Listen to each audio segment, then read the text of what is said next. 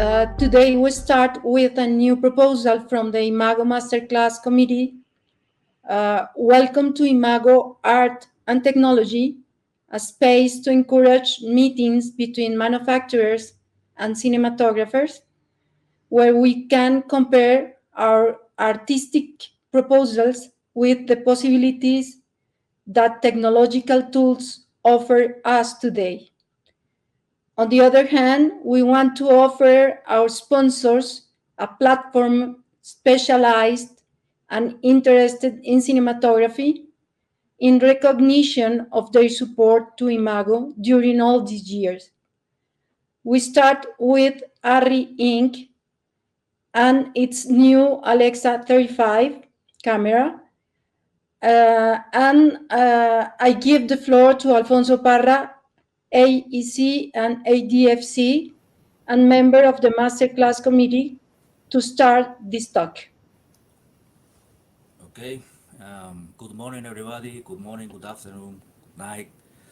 Welcome to this conversation about the Alexa 35.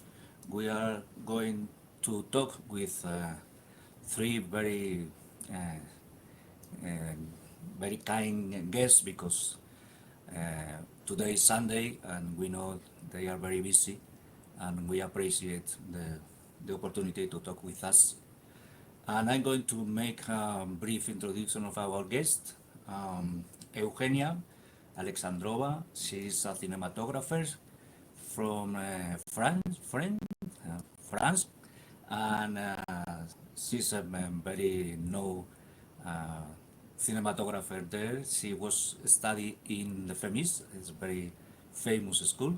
Welcome, and thank you very much to stay with us.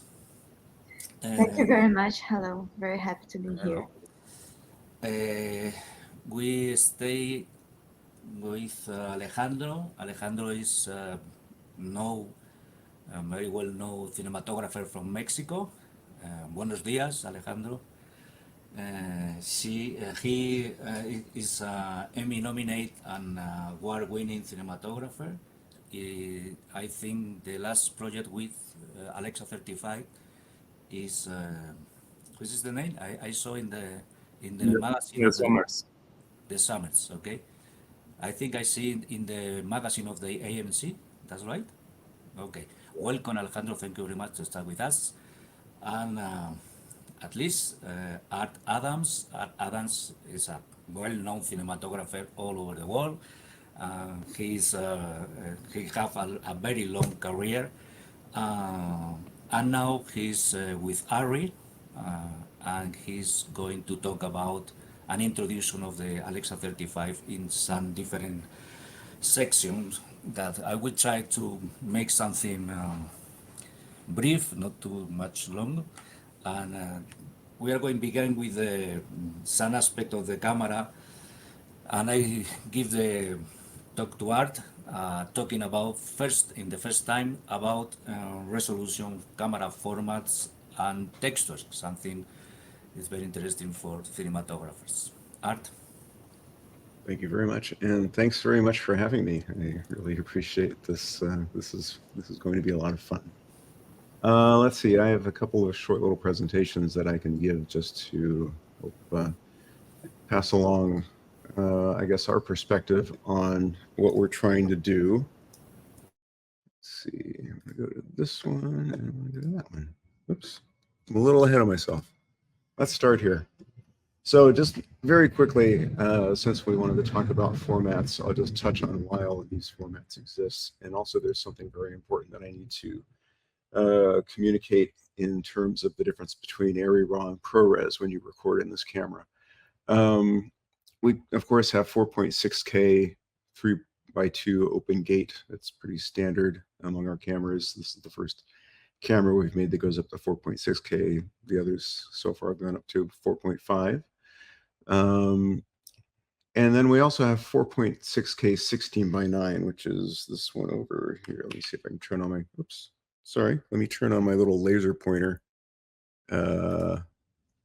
which is this one. All right. So if you look over here at 4.6K 16:9, it's the full width of the sensor, but it's a 16:9 aspect ratio. Now, what you'll find in some of the ProRes formats is that you'll get the full sensor window recorded in ARRI RAW. So you'll see 4,608 photo sites across, which is the full width of the sensor. But in ProRes, you're going to see this recorded as 4K 16:9. So 4096 by 2304. So that's one of the differences between ARRI RAW and ProRes, is that you'll be using the same sensor window size, but the recording formats, the format that's actually recorded, the resolution that's actually recorded may differ.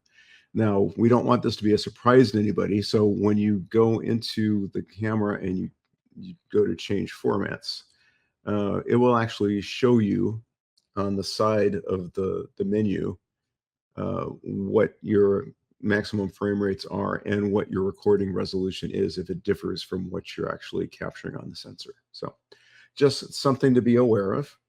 4.6K 16:9 is probably my favorite format because it gives you some oversampling. So when you scale down, you retain a little bit more detail.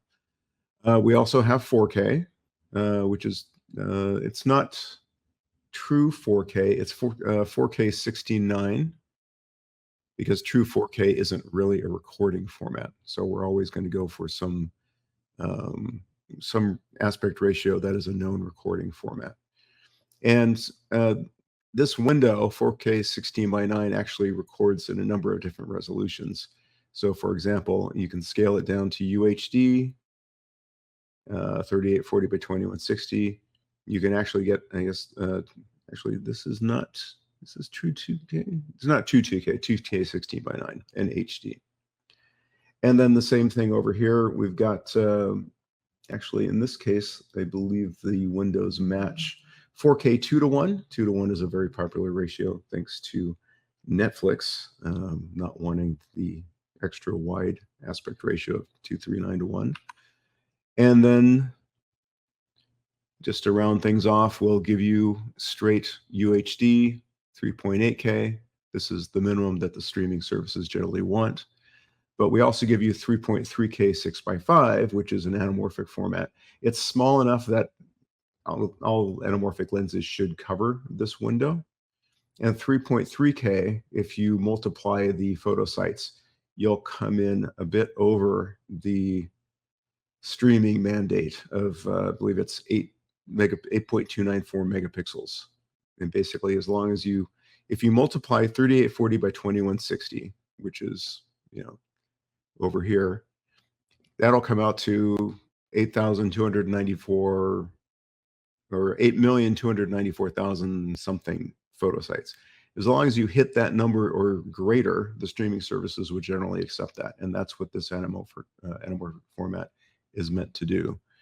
We also give you 3K 1:1, the idea being that if you're shooting 2:1 anamorphic, this will hit that streaming mandate and allow you to use as much of the sensor as possible.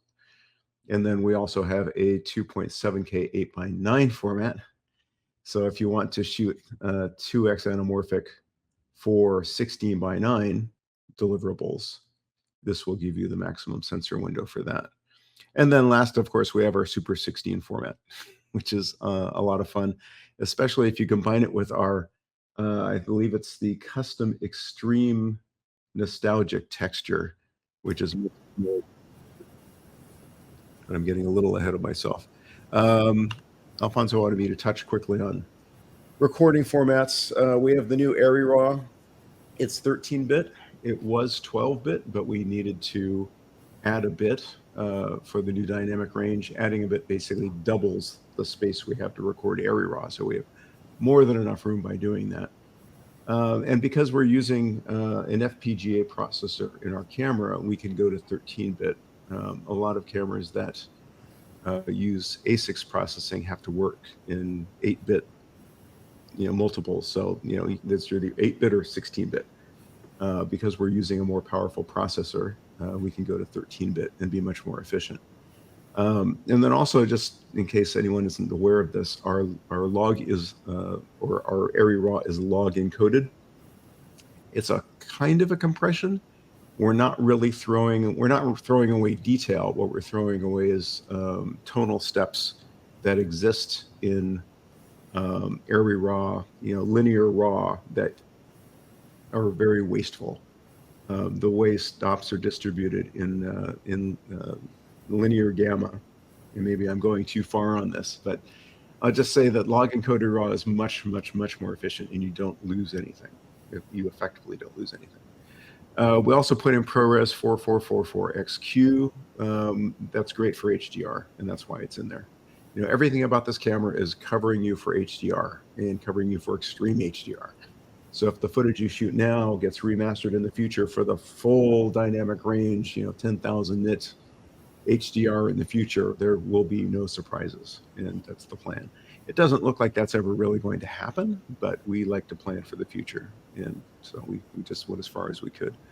ProRes 4x4, good for general use, and the one thing I say about 422HQ is we put it in there, but if you really want to use it for the footage for HDR or green screen or something where you're going to push it in color, 422HQ is probably not the greatest choice, but we leave it in there anyways. We took out the lower qualities. There was a 422 proxy version in the previous cameras that we've eliminated now because we just think it's a little bit too dangerous to leave in a camera that has the kind of dynamic range that this one does.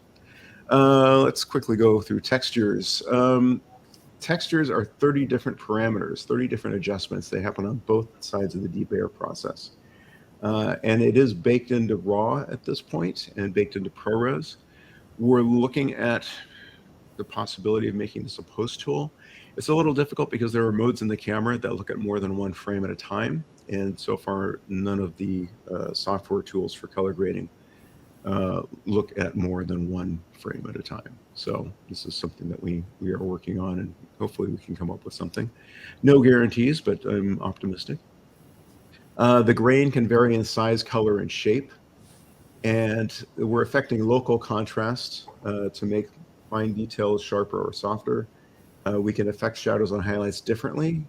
We can soften or sharpen portions of the image.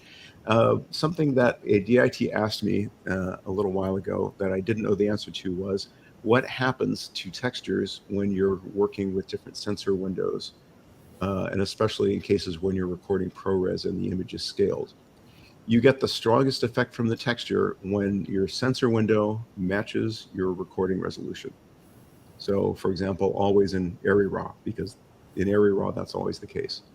In ProRes, if you're shooting 4.6K 16:9, the ProRes recorded file will actually be 4K 16:9. So there'll be a little bit of a downscale. And in that case, the grain can be reduced a little. So that's one of the reasons, especially with the nostalgic textures, we have so many of those so that you can really dial in the proper amount. And in a case like that, where the camera is scaling the image slightly, you might want to go to a slightly higher texture. Now, we did try to come up with a way that you can determine in advance, just by looking at the name, what is going on, so you can anticipate what the effect might be.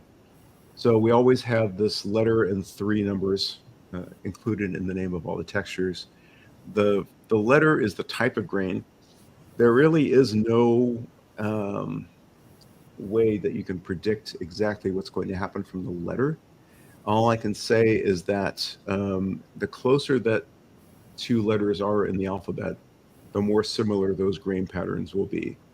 So if you have an L and an H, those will be fairly similar. But if you have a P and a G, those will be very different. The first number is the amount of grain, so from 1 to 9, 9 being the most grain. The 2 here in this case, the third character in, is going to be contrasted fine image structures, and I think of those as things like skin texture. And we can soften or sharpen that as we want. The final number is contrasted coarse image structures, and the way I think of this is the kind of thing that you focus on. So like eyes and coarse details, not fine details like skin details, like pores and things like that. We can separate those out. And then we give you a name that tries to tell you what we think you should do with it, what we think it's good for. We're constantly working on new textures. We're actually looking at maybe revamping the format a little bit. We have come out with some custom ones. So K445 was the default, and every ARRI camera has a default texture. We've just never told you about it before because you couldn't change it. But the processing power in this camera is so much more than what we've had in the past, mainly because the color processing requires a bit more firepower. So we were able to give you all these options. Now the ones in black are the ones that came out first, and we've got some interesting opportunities here. So for example, over here, I've got this sort of on the softening side, we've got cosmetic. We're looking at adding some more cosmetics because this one is very subtle, and I think we need some stronger options. We initially came out with soft nostalgic, and I think that was it in terms of the grainy textures. But we had a lot of requests to really kick up the grain and create some stronger looks. So we did. There was a cinematographer who I believe was shooting a feature in France, and he asked for some custom textures. So we made them, and those are all the new ones in blue.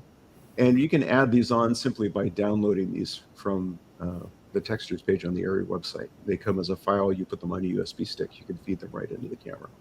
And they get quite extreme. We did a very funny video using custom extreme nostalgic. It really looked like a piece of 16mm film, and then the guy who gave the talk presented the video, Sean Dooley, dressed up like a 1970s news anchor. So it looked very much like a news broadcast from the 70s. It was really funny. Over on this side, we have some sharpening textures, clarity and high clarity. These are generally really good for landscapes. You know, if you're shooting a wide shot and you want all the detail to pop just a little bit more, these two are really great options. They don't sharpen in the traditional sense that a broadcast camera would, because a broadcast camera will go in and look for areas of high contrast and draw a black line around everything. And it's a very distinct look. We don't do that. We're actually looking at very fine details and just increasing the contrast. So it's a subtle, I won't say it's subtle because these are pretty obvious effects, but it's not an obvious effect. It just feels like you're seeing a little bit more, almost like you've gone to the eye doctor to get some glasses and they ask you, is number one better or number two? Is number two better? And number two is better. That's the way I describe these. Over here, we have some shadow cleanup textures. And what these try to do is when you're working at high exposure indexes, they try to pull out the color in the noise that gives away that you're shooting with a video camera. And it also tries to change the texture of the noise to make it look a little bit more like film instead of just classic luminance noise that you would see at high exposure indexes. So shadow kind of cleans up, I guess you would say, speckled color in highlights. Tries to pull out that green and magenta speckling that you might see under some extreme circumstances. Deep shadow does the same, but it's got a little bit of more noise reduction in there, and it adds detail to the shadow, so you can see shadow detail just a little bit more clearly. And then custom shadow nostalgic is just a variation that incorporates some of what these two are doing, but then adds more grain for a more filmic look. And now I'm going to stop sharing because I think that's enough for me for now. Thanks, Art. For Eugenia and Alejandro, tell us what format did you use in the latest work with the Alexa 35? And I think most important is how you have a relation between the format and the textures, if you use it, with the narrative of your films. How do you decide how it's going to be that, Eugenia? So I filmed only once with Alexa 35. I made this movie called The Balkanets by Naomi Merlan, which was presented in Cannes Film Festival this year. And I'm preparing a new movie that I will be shooting in 1 week, also on Alexa 35. So I was facing kind of the same decisions to make, I would say. So when talking about resolution, I didn't really had an art consideration or artistic consideration for choosing a resolution. Basically, for the balconets, we were shooting with a 4.6K 69th, because our format was 185, and I was basically looking for the best resolution possible, because we had a lot of special effects. And for example, we have these scenes where there is a relationship between two apartments with a yard in between them, and we were having a lot of special effects coming out from one apartment and putting in the photography of another apartment and flying over the yard. So kind of complicated, tricky special effects. So my goal was to have the best resolution ever for this project. And the film I'm preparing right now, it will be shot in anamorphic in Panavision B series. So I went to, as Art mentioned, 3.3K resolution for 0.2 anamorphic. But I guess the artistic consideration comes in when you decide to use textures. As you mentioned, Art, that textures get stronger when the window matches the matrix resolution. So I decided not to use textures, neither for the first film, neither for the second, nor for the second. And I will explain why. I actually tested those at the moment. You were having only the first one, so nostalgic and soft nostalgic, and I found them really beautiful. But I have this. Well, now I'm going to go a little bit philosophical about how the relationship between the cinematographer and the director is today. So the thing is, those textures, they are burnt in on the image, and so you can't take them off when in color grading or in post productions. And my problem is that, for example, cinematographers today, or my generation cinematographers, we don't have as much control over our image as cinematographers used to have.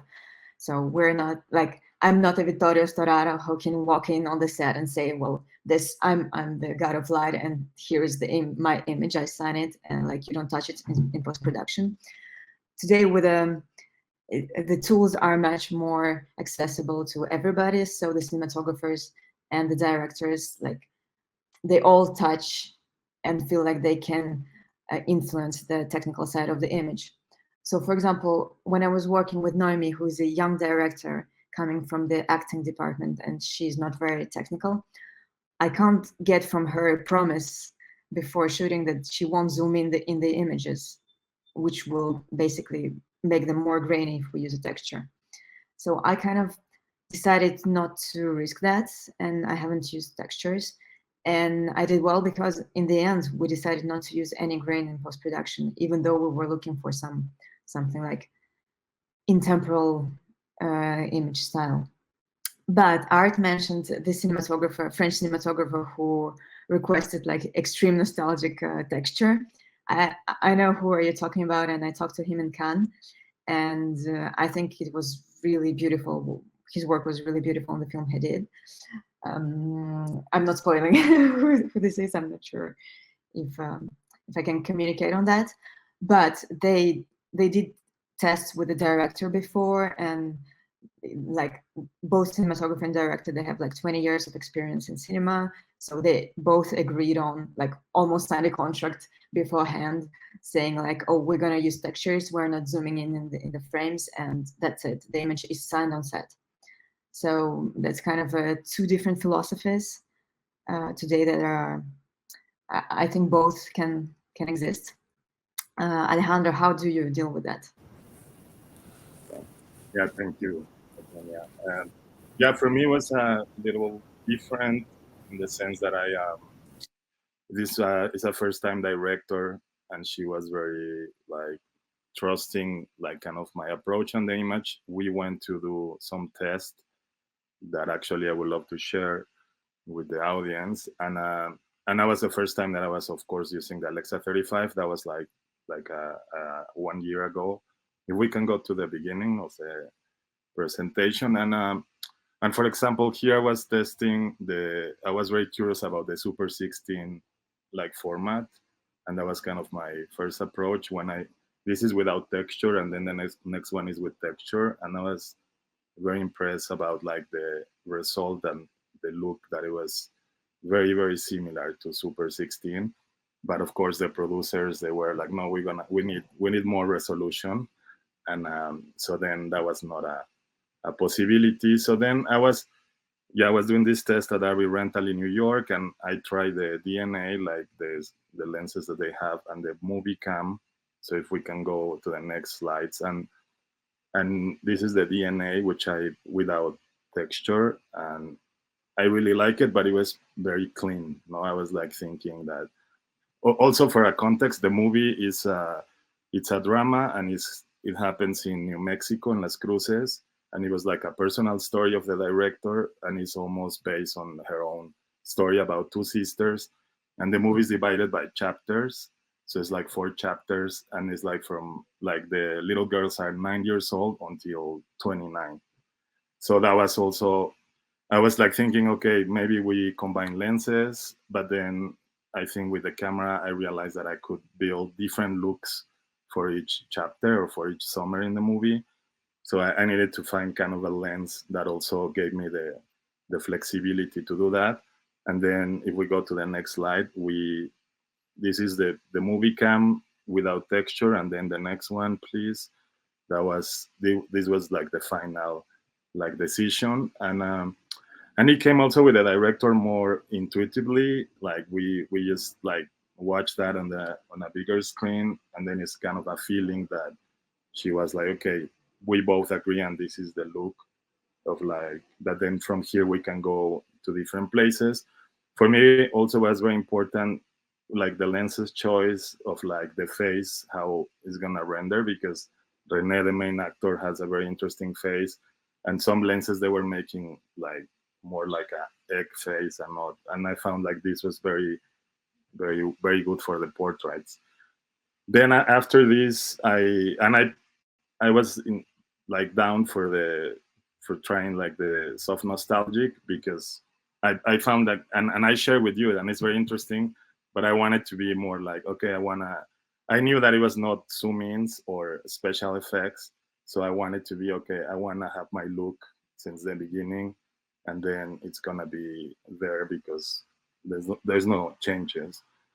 But one very important thing is like, yeah, I made the test, and then I was playing a little bit. This is like kind of a color that I came with, and I went with my colorist, and we built like a lot. That also was like kind of the very beginnings of that like the new color science that we're gonna talk later with art. But it was like kind of hard to get into like the right look for the camera, no, like how are we gonna put it inside the camera, which I think later we can talk about that. But yeah, it was that look, and then I after I established that look with the colorist, I was having like 4 different lots, and I was playing around the project with that, and that gave me like a lot of time on the color correction to go to different places. So the first summer we kind of went into more bright and more happy, because that's the story about, and it's advancing in a way that is getting more dark, less more contrast, and less saturation. And that was kind of like the very subtle changes, but I think I was very impressed by the camera in that sense of like, with one look, how in the color I could go anywhere. And so yeah, I think that's part of like the textures and the format. The format we choose like because I was working with full frame lenses, so I went to open gate, like the 4.6, and our format also of the movie, that was since the beginning the director wanted to be 166, so that's why also I use the 4.6 open gate, because I was like very, very close to the final format. And especially using these lenses that are full frame, I was like using the full, almost the full sensor there. Now, I have a question. From a narrative perspective, why we like to put noise on image? What is the reason for that? Narrative perspective, you know? I mean, for me, it's not noise. It's like a a visual texture, and I think it's just another tool. As like painters, they have different brushes. I think now I feel I grew up with the analog, with like shooting film, and for me, I really suffered when I was using the first digital cameras and trying as much as I could to make it look like film. So for me now, I feel way closer with this new camera and the textures. For example, I just shot a car commercial last week here in Mexico, and I used the deep shadow texture because the car was black, and I'm super happy with the results of like how is like that tools makes me feel that I have more control now as a cinematographer than before, like with the other cameras. Well, I'm sorry. I would love to see that commercial when it's done. Is is Sure. is there something nostalgic in using the grain or the noise?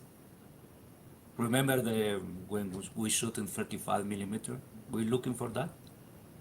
Yeah, I mean, I think especially for me, it's more about the story, and the story was dictating me that the script happens in a very nostalgic place, and I think one of the most comments I've been getting from the movie is like, yeah, it looks very nostalgic, and the texture that I use is soft nostalgic. So I think that was like the perfect choice.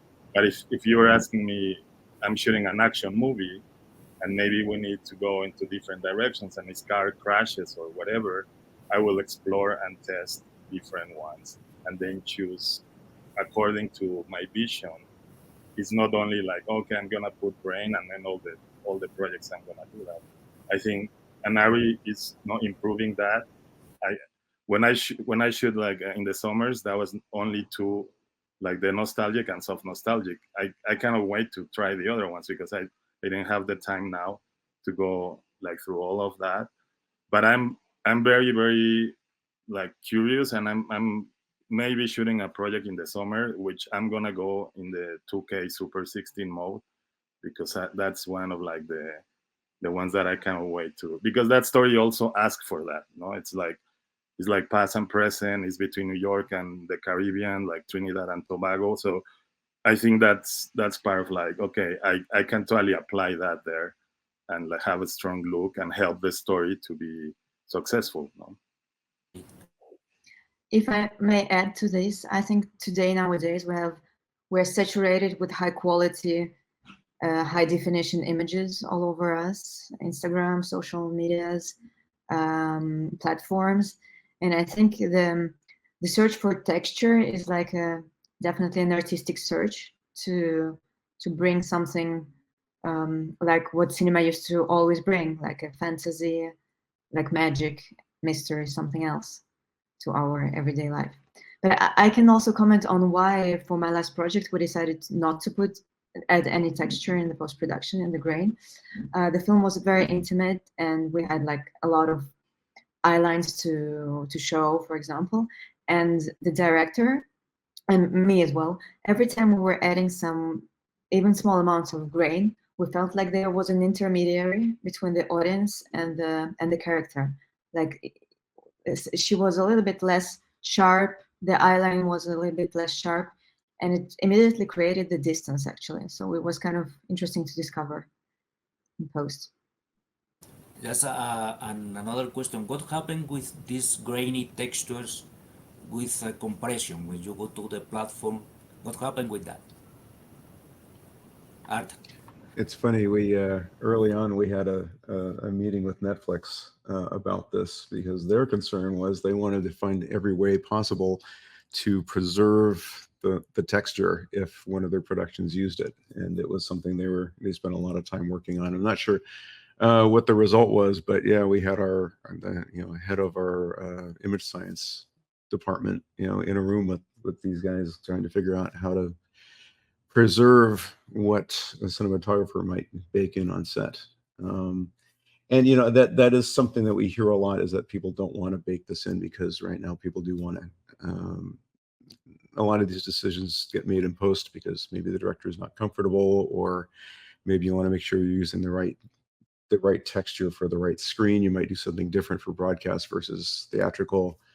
Like I said, that's something we're looking at. We initially did this in camera only just because we knew that's where we had total control of the image processing chain, and we don't really have that in any of the post tools until they catch up and start working more with what we need as far as looking at multiple frames for some of these different modes. So it's something we're definitely working on, and so far we've seen a lot of adoption of textures in commercials, not so much in feature films and TV series. Some TV, some features, but it's mostly commercials. And I think that I used to shoot commercials, and at the end of my career, I would, we'd shoot it, and the footage would disappear, and I would never see it again until it showed up on the air somewhere. And I lost all control of it. So that's the thing we hear a lot, is that textures allow the opportunity to bake in some portion of the look, between textures and the lens. Those are the choices that the cinematographer has when it comes to commercials these days. And I will just add that in my experience is very different, the texture from the camera that in the post-production, because I tried that in this movie in the summers, that I was like, maybe I'm gonna put a little bit more grain, and that's like, no, it was like kind of not connection there. It felt like very artificial. So I kept with the camera one. So I think Ari work, and not because we're here with Ari, but they work really well in like creating these textures that they feel more organic and more like in relationship with the story that I was doing. And the noise, grainy textures are directly relation with the sensitivity of the camera. That's right. And the exposure index. So Art, we can talk about a little bit about this concept of the sensitivity or exposure index, and how is the noise in the usual noise, not with the texture, the usual noise of the camera Alexa 35, and the ES sensitivity. What that?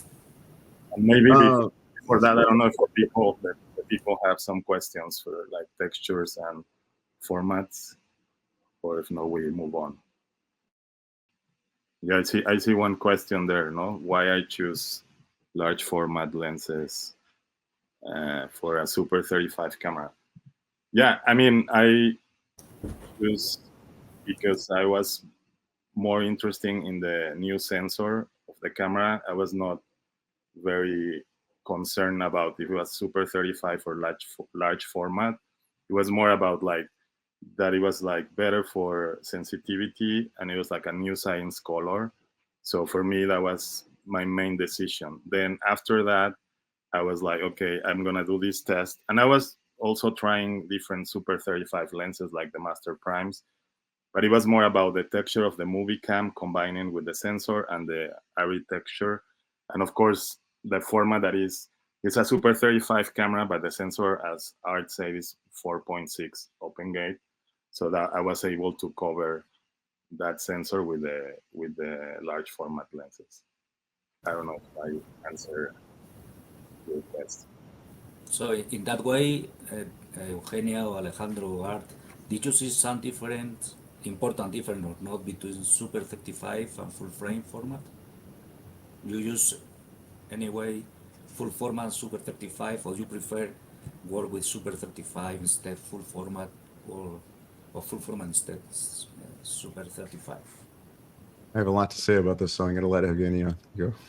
No, I meant just, you mean like in general? Because I think it really depends on the project, how you choose your camera and the format you work in, right? So we go to the noise of the camera and the Oh, usual. one moment, please, if I could.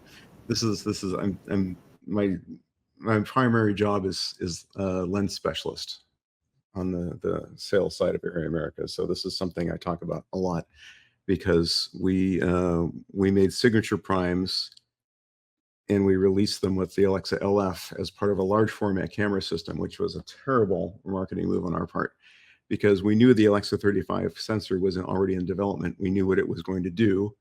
And we wanted to make sure we had lenses that would deliver the dynamic range and color, the full dynamic range and color potential to the sensor. So signatures go both, you can use them on anything. I think you can really do that with any of these lenses. There's no such thing really as a large format only lens. You can use them on any format, and I don't think people should feel like there's a difference between those two things. I think the one exception might be if a lens is really soft and you're shooting with the Super 35 sensor, then maybe you're seeing a softer image. But other than that, this isn't really, I don't think we should really think of this as a thing. The one thing I see artistically as a difference between large format and Super 35 is that on wider shots, you get half the depth of field roughly. And I find that really to be an interesting effect because if you're on in a specific situation of, say, shooting a waist up shot or knees up shot against a distant background, you can feel a very strong sense of separation there because it's a wide shot, but the background is soft. Now, for some reason, this goes away if you see the ground, because now there's a connection between the person and the background, and you don't feel that separation anymore. But when you really feel it, it has this kind of epic feeling, almost like the subject is against, like, this is a really bad example on my webcam, but a sense that the person is almost separate from the background in a way, almost like the background is a painting. And I find it to be a really interesting effect. So I would add to this, because you talked about the landscape shots, I would add that full format offers somehow a more closeness to the subject, to the person in close-ups. Somehow you feel like they're just here, you can almost touch them. That's a different. So, go to the noise art. I think there are some more questions about textures in the chat. Is it For art. creating? Do you take film scans for role model? Not sure what I can say about this. Let's just say that we have a very sophisticated team working on this, and they take a lot of their cues from film. I know that the gentleman who was instrumental in finessing the new color science, basically Harold Brundle is the head of the image science team, and he created the original Alexa look, but he handed this off to another gentleman that we brought in, a younger gentleman, who he basically said, take what I did and make it better, and he did. He is passionate about the Kodak Research Lab. Anything that they publish, he will read. He owns every book they've ever put out, and he's so impressed by their work. So if that gives you a hint, then yes, and at our roots, we're a film company, and that's, I think you can kind of see in different companies, like this company comes from broadcast, this company comes from film. You can sort of see that DNA, and film is definitely part of our DNA. We made film scanners, and that's where we got a huge amount of information about how to develop the color science that we have. And then let's see, there was something else. Is it possible to take out the texture in post-production? Yes, with great difficulty and at great expense and at a cost to image quality. So sorry. That's why we're looking at a post solution, but it's fairly complex because we have total control over what we're doing in the camera, and until we get an approximation of that in our SDK software development kit that we give to other vendors, then it's going to be something that only happens in the camera, but we're working on it.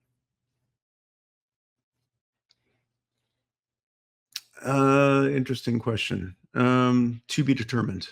This is all up for discussion. I mean, in the end, we need to figure out how we're going to implement this post tool, and then how do we emulate it in the camera. So, and what will the processing power in the camera allow? Because we're doing a lot in there between the color and the textures, and there's ES mode and all that.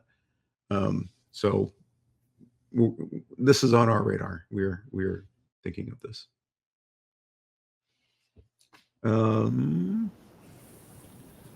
I think in general, for narrative, people are shying away from baking in a look, and it's except for Alejandro, but everyone else is. I actually had want to talk with one DP who shoots at large TV series, and he said he has it's written in his contract that he is not allowed to bake anything into the raw image. I've never heard of that otherwise, but generally people shy away from that except in commercials, which is why we're looking at making this into a post process.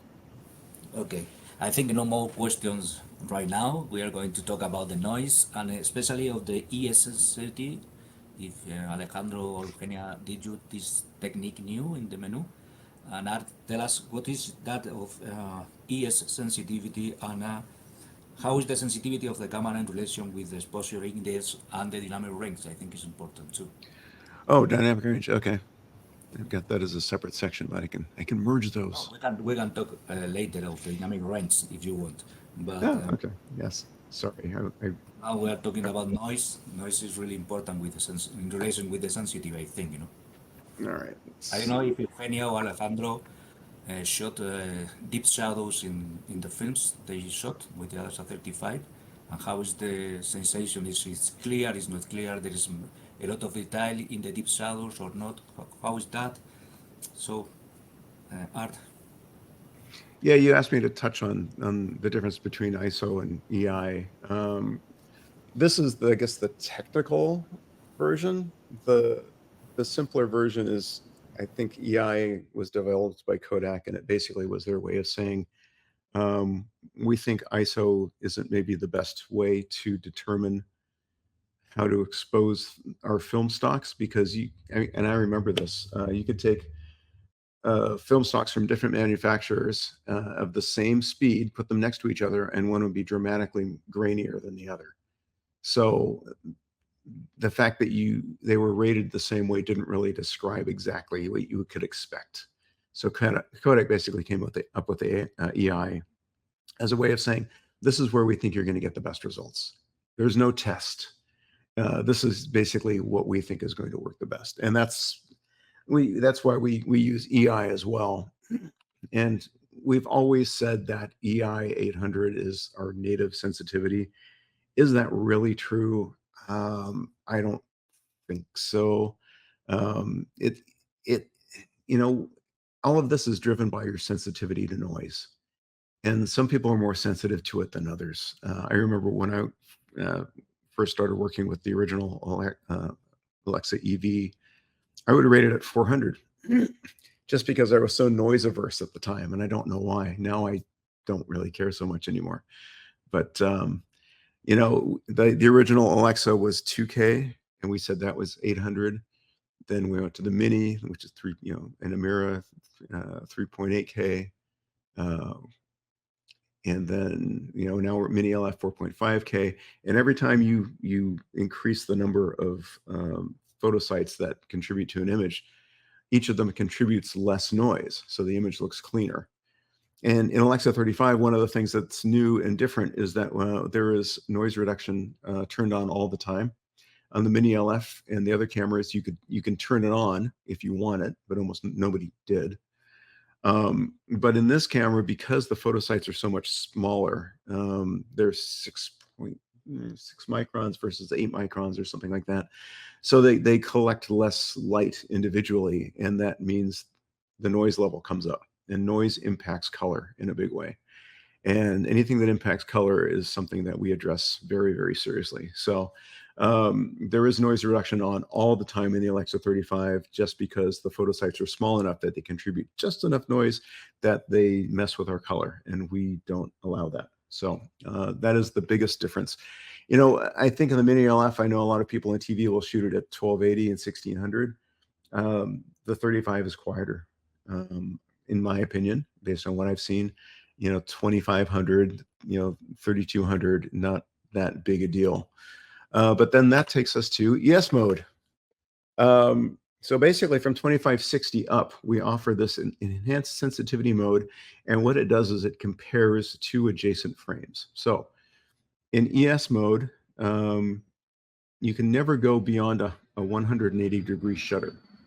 And the reason for that is, in the film world, you have this interval where the shutter is closed and the film advances.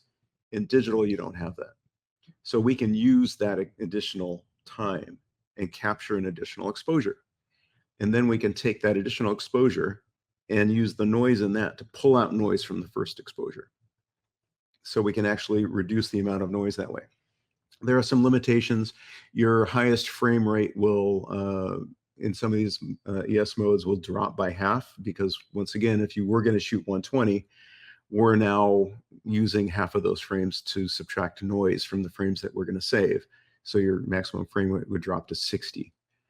And then 180-degree shutter, you wouldn't be able to go beyond that. I actually had a call from a DIT the other day who said, why can't we get into these ES modes? They're grayed out. And I said, I asked, what's your shutter? And they said 200. Okay, so now you're cutting into that additional frame. So what you need to do is just back off to 180 and all those options will become available again. Now, this is kind of an interesting thing to look at, where we can combine ES mode and, say, shadow textures. So in this case, hopefully you can see this. Hopefully it's coming through. But at EI 6400, there's some noise in there. And there's some detail under that archway, but not a ton. And then if you go to 6400 ES, hopefully you can see in the lighter areas, certainly, there's a lot less grain. It's much smoother. There's still a little bit of texture there, but it's not nearly as noisy as it was. And then if you combine 6400 ES with the shadow texture, now you should see more detail under that archway, because we've really worked on enhancing that shadow detail. That's something else that, and getting ahead of myself with dynamic range, but this is something that affects your perception of dynamic range as well. A really grainy texture could make it feel like you don't have as much shadow dynamic range, because you don't see as much detail in the shadows. And this, actually, we've discovered you can get maybe a half stop more of perceptual dynamic range with this kind of combination, because you can see so much more into the shadows. And the results are something like this. This is from one of our Encounters films, one of our launch films that was shot in China. And this is at 6400, entirely lit by natural light. Off to the left of the frame is a parking garage. And that's where all that soft light is coming from. And it's from the existing light in the parking garage. And so we're seeing more and more people shooting at 6400. And it's funny, because I used to be really scared by this when I was a cinematographer. I always wanted a nice thick negative, but it's really fascinating to see what people are doing, and a lot of this works really, really, really well. So I'm having to change my own personal views. So that's enough from me for now. Eugenia, did you use the ES mode in your film? How did you have some scenes, deep shadows or not? How your perception about the noise in the very, very deep shadows? Well, I guess I'm a little bit, as art used to be, I'm a little bit scared of noise and shadows. But on the balconets, I went up to 2200, and it worked out really well. I'm not sure how. Yeah, I also feel like talking about dynamic range here, so I'm a little bit confused of how not to touch this topic. Maybe Alejandro, you can comment first, and then we. Mm-hmm. Yeah, I didn't use the ES, but I used the 2000 ASO, and I would love to share an image that I have on the presentation. One is like the main character driving a car by night, and more.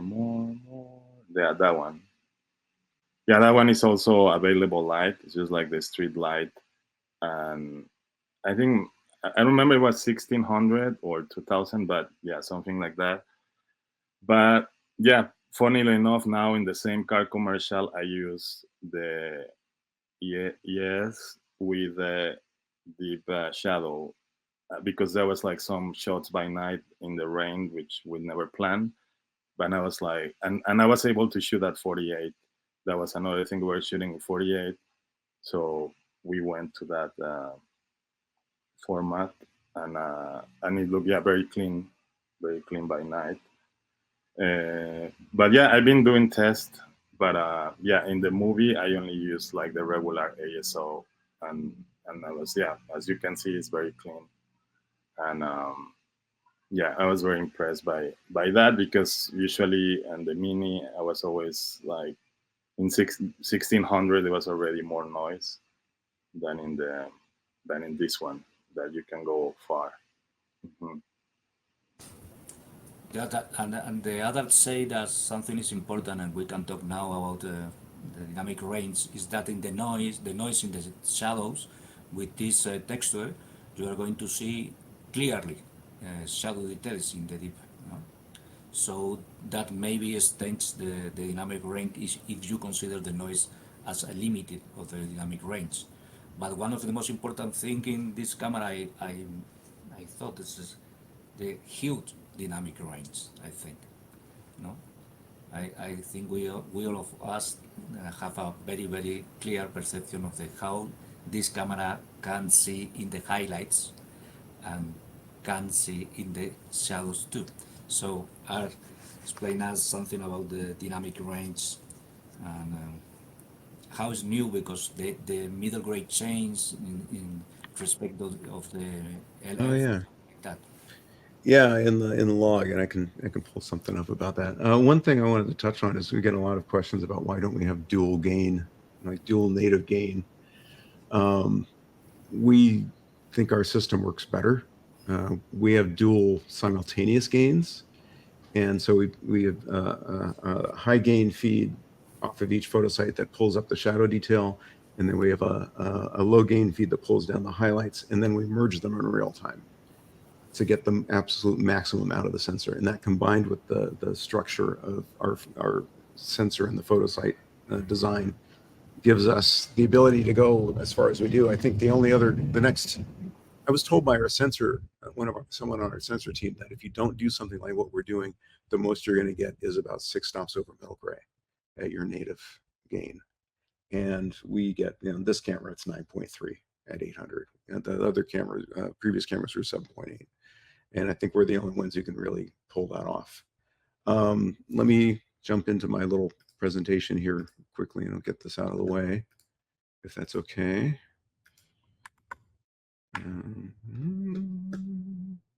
Okay, so how do we measure dynamic range? There's a couple different ways. If you want to know the details, this is in our white paper, and this is basically how we evaluate what we're looking at. We use some standard techniques. We use some non-standard tools.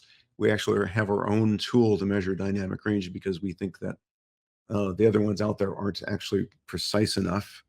It's kind of a tricky thing to do, and I'll touch on that in a minute. But so here's the comparison. I actually had to make this myself because we didn't have a slide prepared for something like this. So I pulled from 2 different slides, but this gives you a rough idea of what's going on, what we had before and what we have now. If we call 800 our native, then we've got another stop and a half on the highlights, and another, I think we say stop in the shadows. It's generally easier to get more dynamic range in shadows. It's harder to go focus on the highlights, and that's where film really excelled, and that's why we do what we do, and why this is so important for us to protect the highlights. I don't think we really need to go into that. That's too many numbers. What I can show you is this is a test shot by a rental house that I used to work with back when I was a cinematographer. And I think it's just a great example of what the difference is. This is them shooting in their loadout space, and they expose for the gray card in the foreground. And you can see in the back, they're just looking out into daylight. And there's a significant difference. Even if you just look at false color, you can see what's happening. Now, there's this method. If you have access to one of these charts, I actually helped design this chart, which is kind of fun. One of the reasons that the brightest chip is the smallest is because of flare. If you make it the same size as the others, it'll flare the image, and then you get a distorted sense of what's happening in the shadows. But even this is not precise enough for the way we count dynamic range. So we have our own tool, but this gives you an idea of what's going on. Now, what's interesting here is that if you can see this, hopefully you can see this reasonably clearly, but at 800, I can see, you know, down to 17 stops, which is what we claim, but I can also see some differences at 18 and 19 and maybe down into 20. And then at the 3200 image, I can see the shadows a little bit with a little bit more detail there. You can see that we don't consider it usable. And actually, let me show you why. Let me skip this slide that just shows you. All we're doing when we change EI is we're just changing where we map middle gray. So other cameras might be applying gain, you know, creating the dual native EI or ISO by gaining up the signal.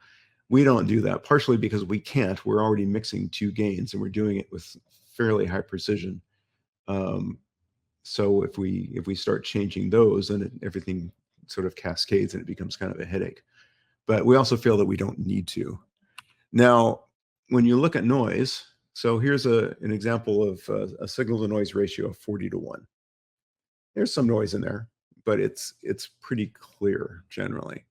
But if we drop down to 10:1, you can see that the noise level is coming up a fair bit. And then if we drop even lower and we go to 2:1, we're seeing a lot of noise, but we can still read the text.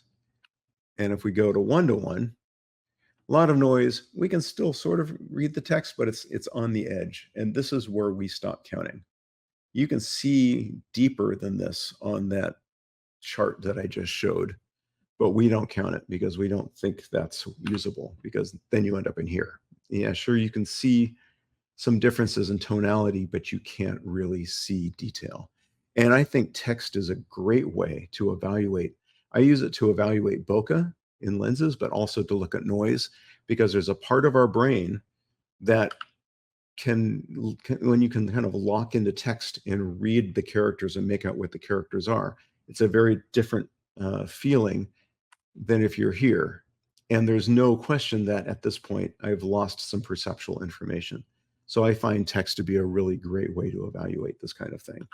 But I think that's the important thing, is that, you know, there's a point where you can see more detail into the shadows, but beyond this, we don't count it. We don't think it's usable. And I think that is it for what I have. So, from Eugenia and Alejandro, how do you use this huge dynamic range in the Alexa 35 in relation with your ratio scenes in your sequence in your shot? How do you make this? How is your work with this?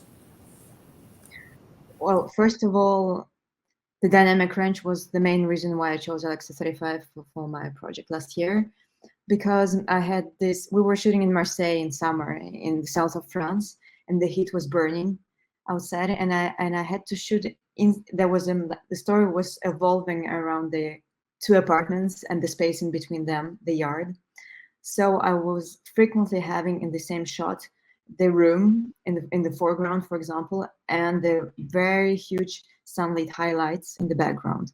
So this dynamic range was something that saved my life, because we were also shooting a lot like in scene shots. So for example, we were like turning around for, I don't know, 300 degrees in the room, and then just facing the window, still having a character in the foreground inside of the room, and frequently with a 17mm optic lens. So sometimes I just couldn't hide my light just to compensate it properly inside of the apartment. And so I just had to have this camera for this film. It was very appropriate, and it literally saved my life, having the details both outside and inside of the apartment. It was very impressive. And I also wanted to comment on the charts that Art showed, showing the dynamic range and how the medium gray moves within the scale, and also the first tests. It seems to me that with a change of the ISO, the steps, the quantity of steps from the shadows and to lights evolves. And as I understand those charts and how I use them and what I see in color grading, is actually when I want to have deeper shadows, I actually go down on ISO. If I have the control over the situation, if I can add some light for the characters, I would shoot on 400 ISO for dark scenes. so that my shadows are much more proper, much more clean. And the same way for the highlights, for the very light scene, I would go up on ISO and try to compensate with filters, for example. That was my observation on how it works. Yeah, for me, yeah, very similar, because New Mexico, we shot in May, and it was like super strong sun, and I use also for the first time this Ed Lackman developed this like measurement system that calls El Zone, and it was also a game changer for me to have the log signal through my small monitor with that system, and I could measure the light. And that's a little bit, it's different than the false color, and you can really see in like stops of like where your like skin, for example, on my skin color, there were one stop down, and it was very easy to just like immediately tell my gaffer, move this to go into that direction. Same with the windows. I knew that I was okay, 3 stops over, I will put ND on the windows, whatever. That was very fast and very accurate. Even my colorist was very surprised that the footage was like very, very, like we could go any direction. And but yeah, actually I can share some images of like the hard light of like, and how the camera behaved. Or like we were doing these car scenes with the windows, and that was like, I don't know, a difference of like maybe 6-7 stops there, and then the camera handled that completely in a good way. If you help me, Juan, with them, if you can go back, I think a little bit more. Like there is like before these ones in the car, and oh no, sorry, you go forward. Yeah, for example, this one is like 2 p.m. Like super hard light. Like you never want to shoot at that time of the day as DP, but I was like, of course, with like a polarizer filter, but it's like how I could do like the exposure of the sky and then still have detail on the highlights, of like the car. And go forward, Juan. Did you have to go a lot down on the sky and color grading for this image? Not really. It was like, I think it was already underexposed a little bit, so there was more like just maybe increasing the shadows, like the contrast, but that was like minimum. Impressive. Yeah, and you go forward one.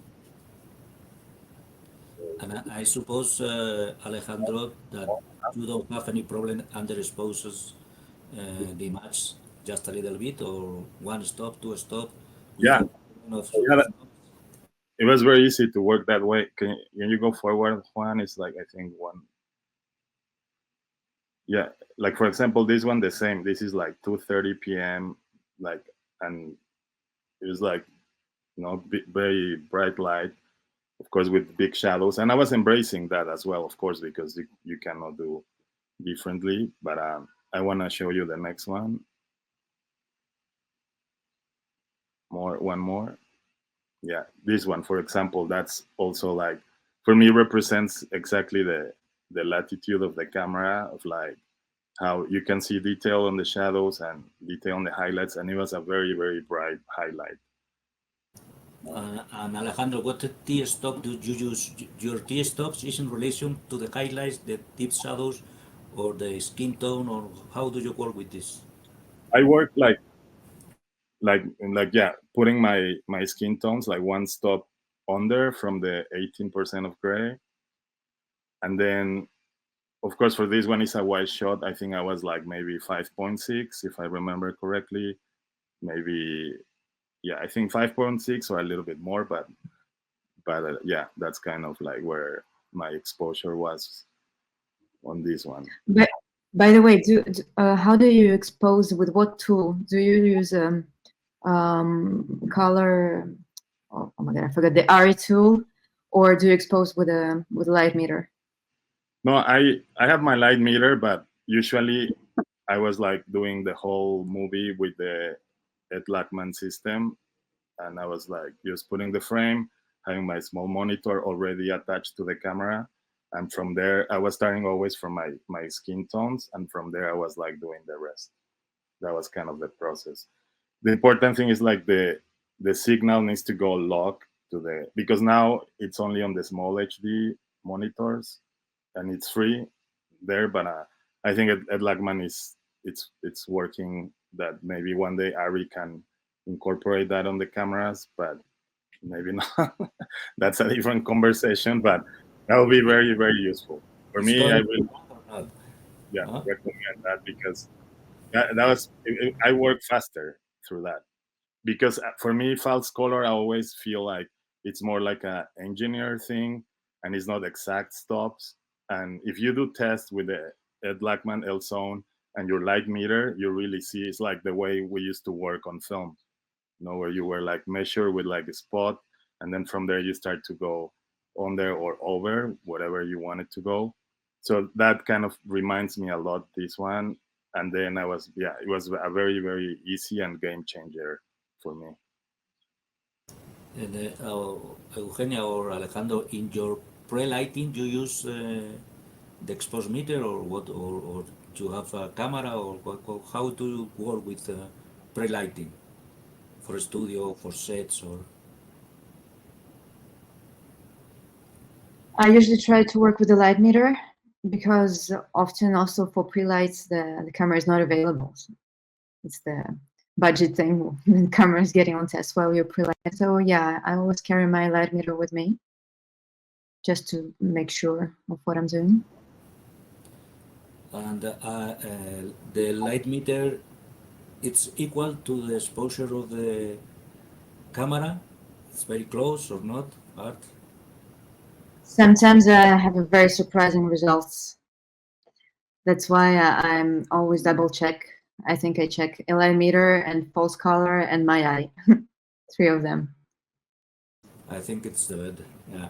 So, we I are think going to talk we have now some about questions. No? some questions, yeah?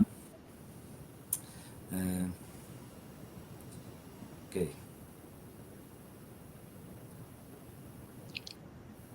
Yes, I agree. That's a problem. I don't know that there's a good solution for that right now. But hopefully, if textures become a post tool, you'll be able to adjust and deliver something different for an 8-bit streaming service. I don't really know what the solution is off the top of my head. But I know there will be some very smart people at ARRI looking into this. And like I said, we already had this discussion with Netflix, and I know it's something that's on our radar.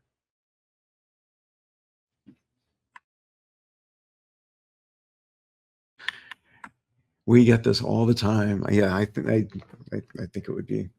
I like the system. I don't know what is involved in that right now. So, we're not a huge company, but we're still a company. So things tend to take a little while, and we tend to have a lot of things going on at any given time. So my sense is that this is something that it's something that's being reviewed, but we also have a lot of other stuff we're working on. So trying to get people pulled back to basically a zone system from working on whatever's coming up next in any it's difficult, but we hear this a lot. Okay, and that's question for Mr. Guillen. From Mr. Guillen to Alejandro. Yeah, I mean, I already kind of explained that. It's important that you work like with the lock like signal from the camera and not like the LUT. So what I was doing is like I was having the LUT in like the external monitor, like the focus puller or the director's monitor, and only my small monitor in the camera, that was the one that I was using, the L zone connect. Like the camera has 2 SDI outputs, so SDI 2 was my monitor, like the small 5 inches, only for L zone, and then the rest was like the LUT that then they didn't freak out or seeing what I was doing and seeing. There was something actually, Alfonso, I think you referenced the log signal and the differences. No. So in the new color reveal or log C4, middle gray is now, I believe, at 29% in the log signal. And this threw a lot of people off because I think a lot of DITs especially are used to toggling into log and seeing what's happening at the ends of the exposure range, and they expect to see middle gray roughly where it should fall, which in Rec 709 is about 40% on a waveform monitor. So if you now map middle gray to 29%, everything is going to look darker if you look at log. It was something we had to do because we have so much more dynamic range at the high end. We had to make room for it, basically. And log it's a storage medium. You're not supposed to look at it anyway. So we figured this was a reasonable thing to do. So I apologize if anyone's been inconvenienced by this, but it was a necessary thing to do. And also it threw things off where people were trying to bring older LUTs forward into the new color science. And this is one of the several differences that prevents you from doing that easily. We don't make a solution for converting those LUTs because our image science team doesn't feel they can be precise enough. But a lot of post houses have found hacks, and they will find a way to at least make a viewing LUT that's good enough for on-set use out of your old log C3 LUTs. They'll hack them into log C4. So that's not something we want to do, but post houses are used to just solving problems, and they're used to at least making things good enough for on-set use, and that's not really the way we do things. So. Sure. So let me introduce on the new color science of the camera, because everybody talk about the new color, and perhaps no all people can see the difference between the new one and the older one in the mini elf or something.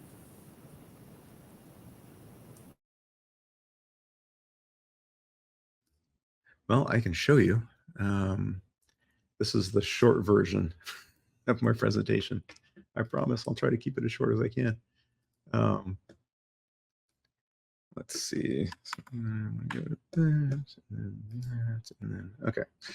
So this shows the differences between. So if you're shooting RAW with any of our previous cameras, you can now process that through the reveal color science in post. You can't do it in the camera. We have some in-camera LUTs we're testing that will, for example, try to emulate what the mini LF would look like processed through reveal. And that would be if you were trying to shoot side by side with a mini LF and an Alexa 35 on set, and the director wants to see roughly matching images. It's something we're still experimenting with. But in post, you can, except for the dynamic range, you can match the color exactly. Now, it's not super easy to see what the differences are here, but I've broken these down. And what I did was I took a color picker and I chose a sample from each of these patches, and then I built them into a spreadsheet so we can see the examples or see the differences side by side. And what you can see is that the mini LF does look a lot different than the mini LF processed through reveal or the Alexa 35, which is natively reveal. It can't do anything else. The difference here, there are some differences in hue, and I'll show you those in a minute, but a lot of the differences are in brightness. So what we can do is, all right, let me back up a second. In log C3, in our previous versions of that color science, we were using the same tools that everyone else uses. We're all using them in slightly different ways and pushing values around in slightly different ways, but we were using the same tools everyone else did. And when you use those tools, you have to sacrifice things. So for example, for us, we're all about skin tone. So maybe we will sacrifice the fact that blues are going to end up looking a little darker than they should. Actually, which I can kind of show you. Or maybe bright saturated reds. This is a known issue with our cameras. Bright saturated reds will pull towards magenta. They'll get some blue into them. You have to make these compromises. With the new color science, we don't. We have a completely new mathematical model that is very accurate when it comes to both hue and the perceptual brightness of that hue. So basically, whereas the camera may previously make green look brighter than you would see by eye in the same environment, now the new camera can get that really, really close to how you would perceive it. And I've actually had situations where early on when we were showing the camera to some rental houses, we were showing the prototypes to some rental houses. And I had a bunch of La Croix sparkling water cans on a table in our conference room. And those cans have all sorts of really crazy colors on them, just bright lime greens and purples and cyans and a lot of colors that cameras have a hard time working with. And I had an HDR monitor next to me. And when I looked through the camera at those cans just lit by skylight and looked at the monitor, they matched as far as I could tell. And I didn't quite believe it. So I went to the refrigerator and I got the same cans and lined them up next to the monitor so I could directly compare the image on the monitor with the cans. And perceptually, they matched like I've never seen. So whatever we're doing, it takes a lot of processing power, but it really works. So this is an American color chart. And this is a German color chart. So this is our old color science, and then through reveal. Now the differences may be a little subtle here if I toggle back and forth, but I can show you there are some significant differences here. And that's, for example, that perceptual brightness thing. If you look in the swatch, the Pantone swatch or whatever color system that is, I can see a lot more separation between these different colors. And a big part of that is mapping their perceptual brightness correctly, which is something we couldn't do before. And then some of these, items down here, the colors are, I think, much more accurate. And especially like the pepper is a bit more vibrant. There are colors that come through that I'm not used to seeing. There's actually a frame that I should have pulled. It's from our Encounters film that was shot in, I believe it was Nairobi. And it's a shot of a couple underneath an overpass. And the supports of the overpass, they're under a freeway or something, have these beautiful murals on them. And I feel like I know what those would look like if I was standing there looking at that shot, even though I've never been there, because the color is so specific and the differences are so subtle that there's something in my brain that says that's what that actually looked like. And I haven't really figured out how to explain that yet. If we wanted to look at some scopes, I think this is a quick way to see what's happening. And we're especially going to see this with reds later on. If you look at what's happening here, you can see how these reds are pulling over this direction. Well, this is magenta. So this is one of our known issues where reds, that as they saturate, they start pulling over away from red and more towards blue and into magenta. And then you can also see that our blues have a little bit of a curve thing going on here, and they extend, both of these extend a fair distance out, and they're fairly saturated, fairly bright. The new color science, this line is pretty straight. That means as we increase saturation, the colors aren't drifting. And that's a big deal. It's a big deal because these cameras are designed for HDR, and we want to make sure that when you're hitting the extremes of HDR, you don't get any surprises. We want everything to track properly. And this is also something that happens with exposure differences. You can ramp through exposure and overexpose something and underexpose something on a lot of cameras. And on our cameras, our previous cameras, you would see a drift in overall color. And now that doesn't really happen. So as you underexpose colors, or overexpose colors, they should stay true. So here's the proof. This is a test we shot at a little studio that's about a mile from our office in Burbank. And it's this little Tokyo street scene. And it has all this neon and LED stuff that's really problematic for a lot of cameras. So here's the original. This is a mini. So I should explain how we did this. We shot this all on a mini LF, and then we processed it through log C3 and log C4. And this way we could make sure we were looking at the exact same frames. So there are no differences. And the only difference you're going to look at is going to be in color. So here's reveal. And one of the biggest differences is you can already see the reds are tracking better. On the left, you can see we're getting that red skewing into magenta. And on the right, we've got this kind of very warm red that we had a difficult time with before, because bright, saturated, warm reds would always pull into blue. This is another interesting thing, and we'll see more of this in a second or two, but purples and greens seem to benefit from this perceptual brightness change a lot. And what I've been noticing is that on the left, I'm feeling more the color of the light. And on the right, through reveal, I feel more the color of what it's lighting. I still feel the color of the light, but I have a better sense of what it's lighting, if that makes any sense. I've got a better example of that coming up. A little difference in tone mapping, not a lot. Like I said, both of these images were captured through Mini LF. The LSO35 would, of course, see more detail in that light, but there's a slight difference in tone mapping here. Blues are a big deal. We had an issue with ACEs, where if you brought a deep saturated blue into ACEs, it would clip. And this was, I mean, we like to blame ACEs, but really, I mean, it was something that was going on with us. And we can blame ACEs because we came first, but what we did was we had to extend our blue primary in a way, not going to be too technical. It made blues darker than they should have been, but in many cases that looked fine. It actually in some cases looked prettier, but in ACEs it ended up in a hard clip. So when we came out with reveal, we fixed that. But what's nice is that this kind of powder blue is now something that we do really, really well. And I don't see a lot of cameras being able to do that. Also down here, once again, on the left, I feel like that light is very much, it's purple. And there's a little subtlety, but not a lot. And on the right, I feel like there's more subtlety of color coming through, because I see purple, I see blue, I see some transitions in between. I think there's a lot more subtlety in there. Everyone wants to see brake lights. So old brake lights versus new brake lights, is a significant difference. Once again, we're able to capture those warm, saturated reds that we couldn't do so well before.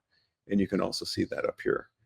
And then there's an interesting example of what happens when you match that perceptual brightness to how you would, you make a camera that can perceive colors the way you would perceive them by eye.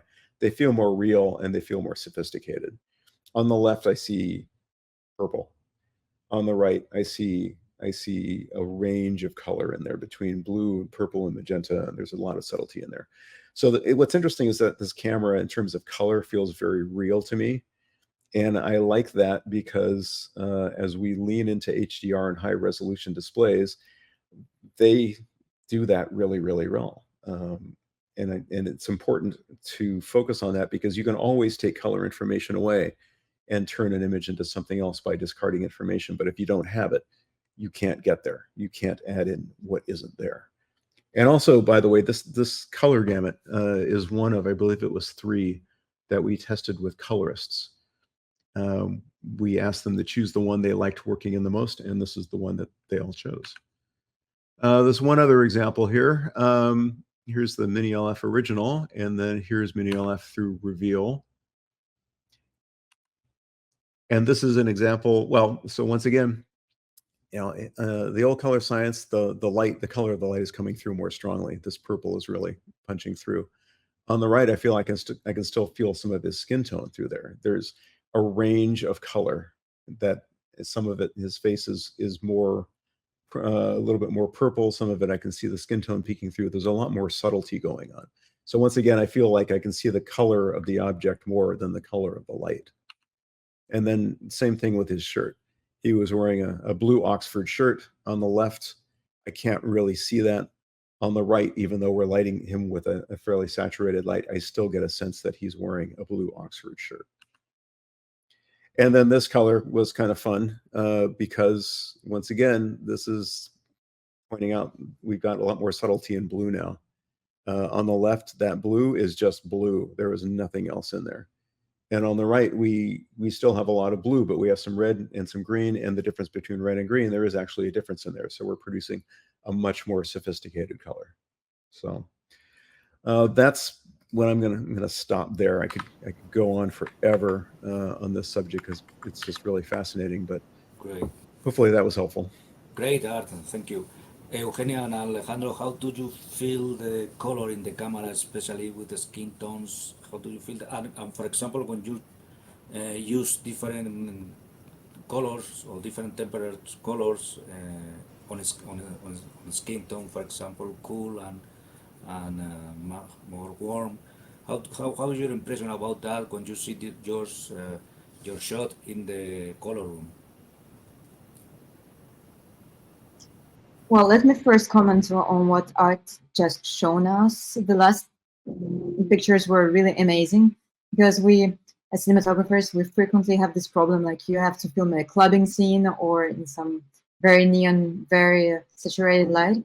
And there's always a struggle to find the right gel or the right, I don't know, LED saturation type, not to lose the skin tone and the color separation. And that is very impressive what you have shown, because you can really see the difference and like understand that it's a human being and not an alien hiding in this purple. What is funny is that I'm being very cautious on set, but I have a tendency to go crazy in color grading because I really like to be surprised and I really like to push the limits of the material that I shot. So frequently with my color grader, we apply, for example, some film lookup tables for Kodak or Fuji, and then with the dynamic range and the color system, we just get a lot of aberrations. And if we like one look, we just spend our time correcting those aberrations if we want to keep the look. And with Alexa 35, it was really impressive how quickly we could have something classy in terms of colors and with no image destruction, even though we were going pretty far in our experiments. And also what we discussed with my color grader by the name, he's called Vincent Amor, and he's a very great French color grader. And we discussed with him actually colors that you haven't mentioned. We found out that we thought the yellow was much more pure than it used to be before in Alexa. It was his expression. He said it looks like more Kodak-y. So very quickly, the yellow is really, really nice.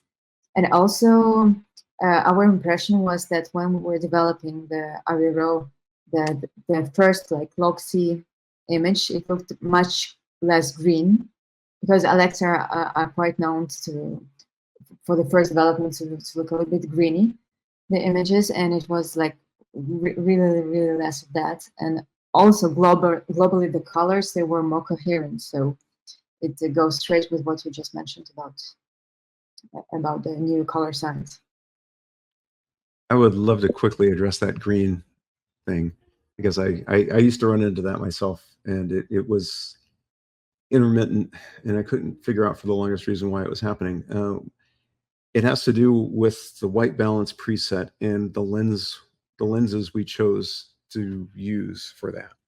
And our old reference was an ultra prime, because it's a workhorse, but those tend to be on the cool side. So if you put a warm lens on them, they tend to skew yellow, or that can come across as green.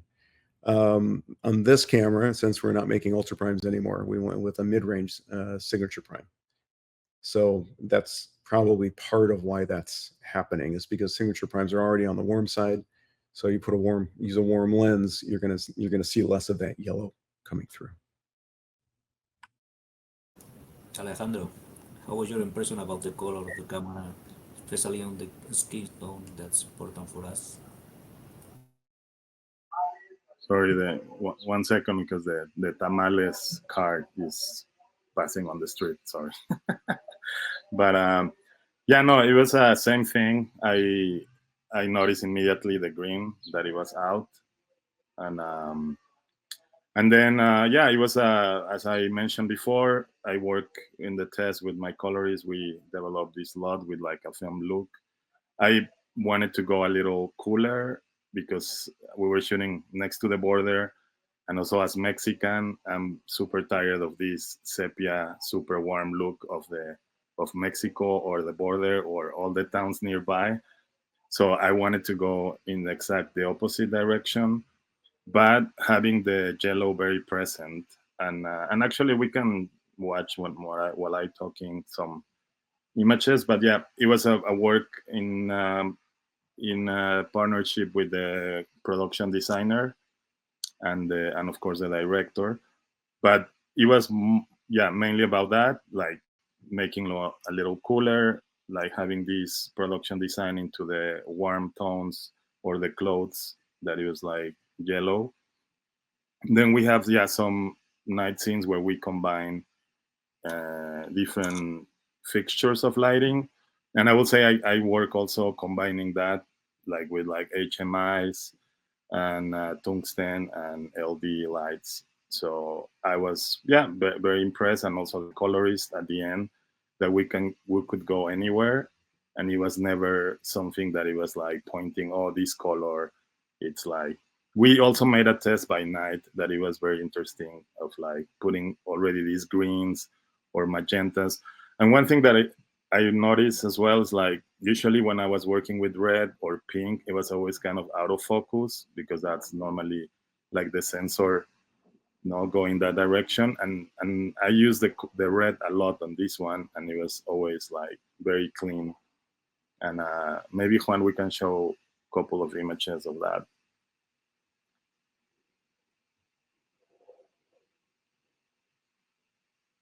I think you can go forward.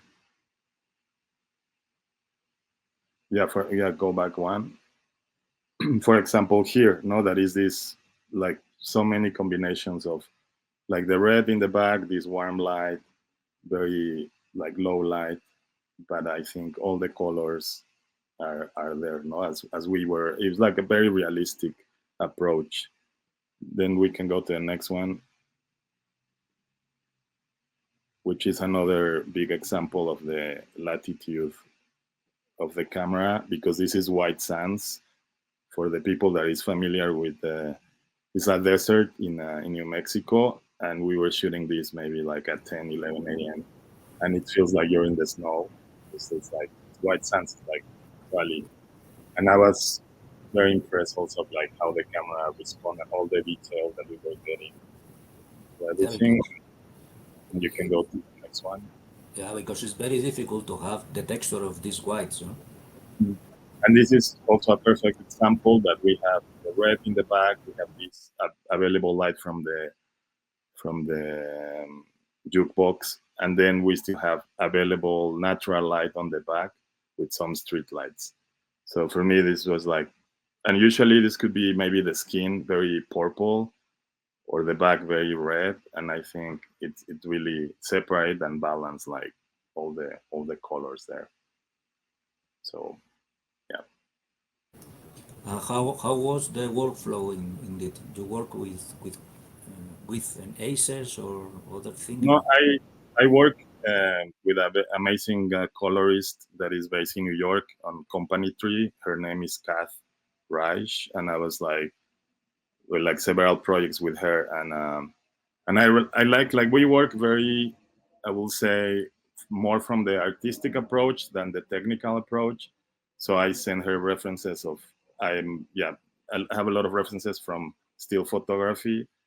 Maybe you can notice a big influence on Alex Webb and some of the images, but it's like I share with her that, and then we go through the looks, and it was very organic because then we decide when we are in the color correction that difference of like saturation and contrast through the four summers of the movie, no.